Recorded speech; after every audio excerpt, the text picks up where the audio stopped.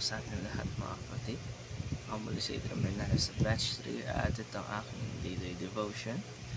At ngayong araw ay pag-uusapan natin ay kung kailangan mo ba ng kagalingan. At Bible verse natin ngayong araw ay Isaiah chapter 53 verse 5. Sinasabi sa scripture natin ngayong araw ay, "But He was wounded for our transgressions, He was bruised for our iniquities. The chastisements of our peace was upon Him, and with His stripes we are healed."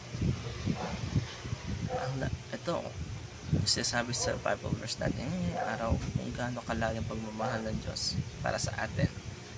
Sa bawat sugat na tinamon ni Jesus, ito ay may kapalit, ito ay may kagalingan, at hindi lang ito physical healing, kundi buong pagkatao natin. Ang healing ay isang regalo ng banal na espiritu. Isa itong tanda na pagpapagaling na hindi lang para sa physical na katawan, kundi para sa buong pagkatao natin, emosyonal, spiritual, at maging relasyon natin sa iba. Ang healing ay foretaste o paunang tikim ng ganap na kalayaan mula sa sakit at pagdurusa. Ito ay isang bagay na tiyak na ating makakamtan sa kaluwalhatian ni Kristo. Hindi natin palaging instant ang healing. Minsan ang sakit na pipili ng Diyos na huwag pang paglilingin ngayon. Pero kahit hindi guaranteed ang physical healing natin, ay it always point us to the final healing, at ito ay sa langit, kung saan wala nang sakit, wala nang iyak, at wala nang kirot. At ito naman ngayon ang mga aspeto ng healing na kailangan natin. Unang-una ay we need emotional or physical healing. Lahat tayo dumaan sa panahon ng anxiety, depression, or pagod, stress, at minsan na physical sickness. Dating kasalanan na tayo ay napapagod. Hindi natin kasalanan na tayo humihina. Pero wag natin kalimutan na may Diyos na nagpapalakas sa atin.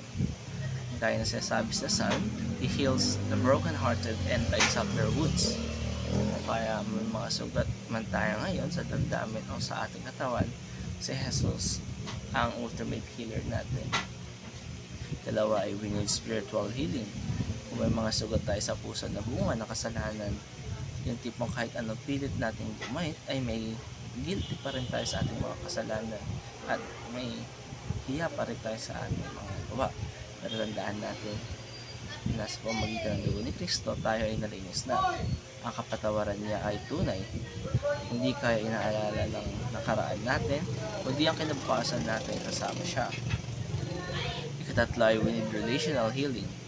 Minsan ang sugat natin ay galing sa tao mismo, kaibigan na nanakit, pamilya na nagkulang, o relasyon na nasira. Pero tandaan natin na God is a God of restoration. Siya ang may kapangyarihan buuin muli ang mga sirang relasyon.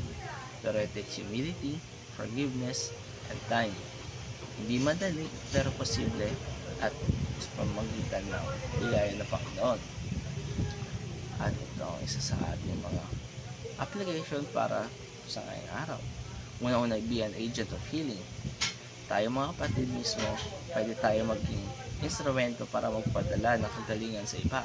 Gusto maging gitna ng encouraging words, pagdadasal natin sa may sakit, o simpleng pakikinig sa kaibigan natin may pinagdadaanan, ay nakakatulong na tayo paglilingin siya. Kalawa ay be a conduit of Christ. Kaya natin dumaloy si Kristo sa iyo, sa lifestyle natin, sa pananamantala natin, at sa mga choices natin. Dapat maging reflection dito si Jesus. Kaya mga kapatid, lang tatapos sa aking devotion. Maraming salamat sa panonood.